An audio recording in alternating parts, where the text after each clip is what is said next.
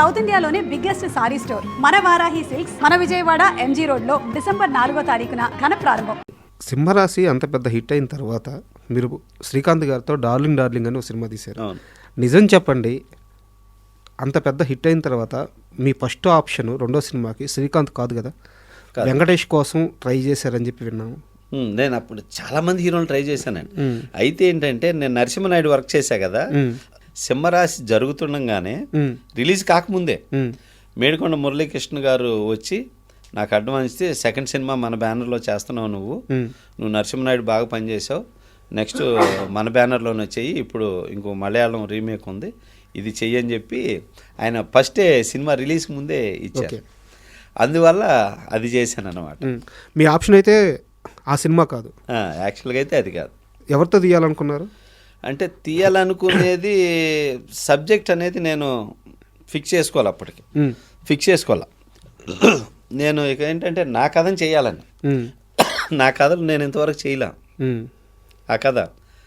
So అట్లాగా అనుకున్న టైంలో అప్పుడు సింహరాశి రిలీజ్ హిట్ అయినాక బాలయ్య బాబు ఫోన్ చేసి సముద్రం మనం చేద్దామమ్మా, ఇట్లా బెల్లంకొండ సురేష్ ప్రొడ్యూసరు వినాయక్ అని కథ చెప్తాడు అబ్బాయి, ఇది ఒకసారి విని నీ ఒపీనియన్ చెప్తే నేను నా ఒపీనియన్ చెప్తా అన్నారు. చెన్నకేశ్వరరెడ్డి అప్పుడు మీకు ఒక మాట ఇచ్చున్నారు కాబట్టి అది గుర్తుపెట్టుకుని ఆయనే చేశాడు. వావ్, బాలయ్య బాబు ఆయనే చేశాడు. ఆయనే చేసి చెప్పటం వల్ల అది మాట్లాడి విన్నాక వినయ్ అప్పుడు ఈ కథ చెబితే యావరేజ్గా ఉంది వినయ్ అనగానే, అయితే ఈ కథ చెబుతావు విను భయ్య అని చెప్పేసి ఆది చెప్పాడు, ఇది అదిరిపోయింది వినయ్ కదా, ఇది గ్యారెంటీ ఇట్ అని చెప్పాను వినయ్కి. అదే దీనిలో చిన్న చిన్న ఇవి ఉన్నాయి, అవి కరెక్ట్ చేసుకోవాలి అని చెప్పాను అన్నమాట. అట్లా ఇక తర్వాత వాళ్ళ డిస్కషన్లు అవి జరిగి ఇక డైరెక్టర్ని మాట వింటలేదు అనే డిస్కషన్ జరిగి ఇక ఎందుకు క్లాసులు వద్దు తర్వాత చేసుకుందామని వదిలేసేసుకున్నాను. సార్, ఆది సినిమా కథ మీరు ముందే విన్నారు. జూనియర్ ఎన్టీఆర్ అనే ఒక కొత్త కుర్రాడితో అంత పెద్ద హెవీ సబ్జెక్టు సినిమా తీస్తున్నారని మీకు తెలిసింది. అవును. సినిమా రిలీజ్ అయిన తరువాత ఈ కుర్రాడు ఈ కథకి న్యాయం చేశాడు అని అనిపించిందా? మీకు ఎలా అనిపించింది? లేదండి, అంటే జూనియర్ని నేను అప్పటికే చూసున్నా కాకపోతే వినయ్లో ఆ భయం ఉండేది, భయ్యా ఇంత పెద్ద సీన్ చేతనని హిడిపోయినా అని చెప్పేసి. సో లేదు వినయ్, బ్రహ్మాండం, అవన్నీ నువ్వు చాలా చక్కగా ఫ్రేమ్ చేసుకెళ్ళావు, అంతా డెఫినెట్గా చాలా పెద్ద హిట్ అయింది అని చెప్పాను నేను వినయ్కి.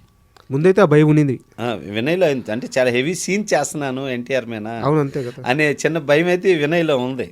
నా దగ్గర చెప్పాడు అప్పుడు. కానీ అసలు భయపడాల్సిన పని లేదు వినయ్, అద్భుతంగా ఉంది, ఇంటర్వెల్ ఎపిసోడ్ మామూలుగా లేదని చెప్పాను. ఆ సుమోలు లేపేవి అన్నీ సూపర్గా ఉన్నాయని. ఇక ఆ తర్వాత చూశాక ఎక్సలెంట్గా ఉంది వినయ్, సూపర్ మేకింగ్ చేసామని చెప్పాను. ఆది సినిమా అంత పెద్ద సక్సెస్ అవ్వడం వల్లే కదా మీకు చెన్నకేశ్వరరెడ్డి చేజారింది. అంటే వాళ్ళు ఇక అలా నమ్ముకున్నారు ఫ్యాక్షనిజం అని.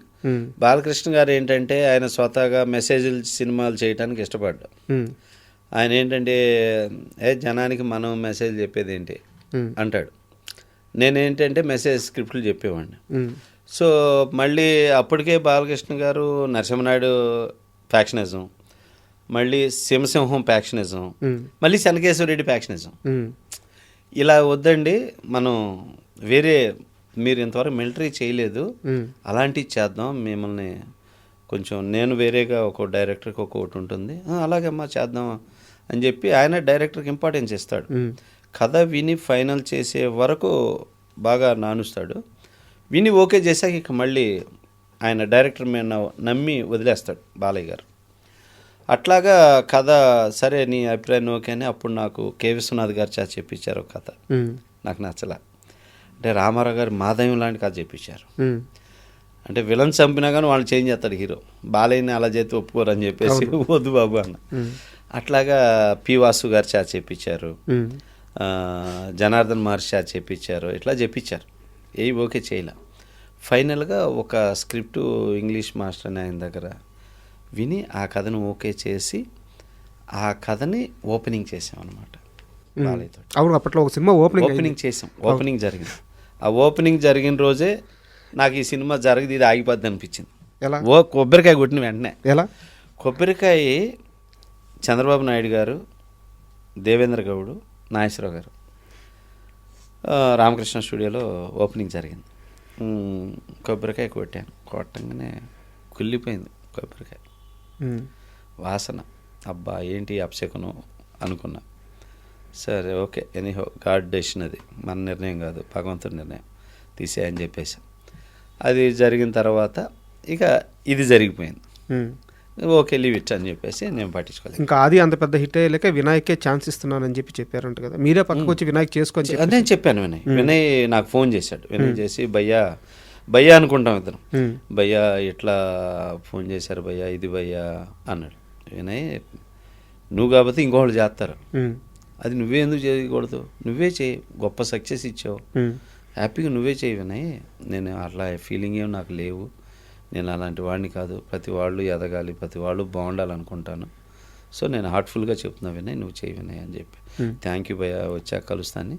అప్పుడే మ్యారేజ్ చేసుకున్నాడు వినయ్. మ్యారేజ్ చేసుకొని రాగానే కలిసి సారీ భయ్యా ఇలా జరిగినందుకని. పర్లేదు వినయ్ ఏముంది అని చెప్పి ఇప్పుడు కూడా మాట్లాడుకుంటుంటాం. సార్ మీ థర్డ్ మూవీ శివరామరాజు, అంటే మనం ఆ సినిమా గురించి అన్నీ మాట్లాడుకుందాము, కానీ దాంట్లో ఒక సీన్ ఉంటుంది. ఆ రచ్చబండ మీద హరికృష్ణ గారు వెళ్ళి అలా కూర్చొని ఫస్ట్ ఆయన క్యారెక్టర్ ఓపెన్ అవ్వగానే ఒక తీర్పు చెప్పే సీన్. అయితే నాకు బాగా షాక్ అనిపించిన విషయం ఏంటంటే, రెండు పెద్ద పెద్ద ఏనుగులు జస్ట్ ఒక 2-3 అడుగుల దూరంలో ఉంటాయి. ఇటు ఒక ఏనుగు, అటు ఒక ఏనుగు, 2 ఏనుగులు పక్క పక్కన ఉంటాయి. ఆయన అలాగే కూర్చొని సీన్ కూడా చాలాసేపు ఉంటుంది. అదేం సీజీ కాదు, రియల్గా ఏనుగులే. ఎలా తీశారు? ఆయన భయపడలేదా? భయలేదండి, ఎందుకంటే కొన్ని ట్రైన్డ్ ఎలిఫెంట్స్ ఉన్నాయి. అవేంటంటే మనం ఇక్కడ తీసుకురావటానికి బోర్డర్ పర్మిషన్ ఇవన్నీ ఇబ్బంది, అందుకని ఈ షూట్ అంతా పొల్లాచి ప్లాన్ చేసాం. పొల్లాచి కేరళ బోర్డర్ అనమాట. అక్కడికంటే ఏనుగులు తీసుకొచ్చేస్తారు. అట్లా 4 ఏనుగులు తెప్పించాం. 4 ఏనుగులు తెప్పించి కొంచెం ట్రైన్డ్ ఏనుగులు నుంచోబెట్టే అట్లా అనమాట. ఆ విజువల్ చూస్తుంటేనే ఆ గ్రాండింగ్ అలా ఉంటుంది.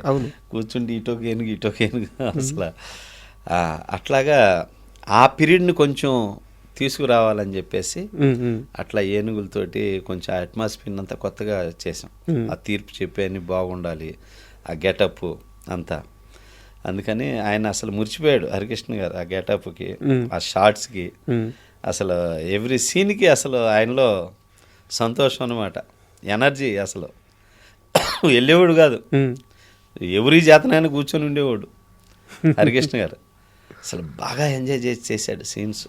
బాగా ఏం సీన్స్ సముద్ర అని చెప్పేసి అసలు అంత ఇన్వాల్వ్ అయిపోయేవాడు. ఆ సినిమా షూటింగ్ టైంలో హరికృష్ణ గారితో మర్చిపోలేని ఒక ఇన్సిడెంట్ ఏదైనా ఉంటే చెప్తారా?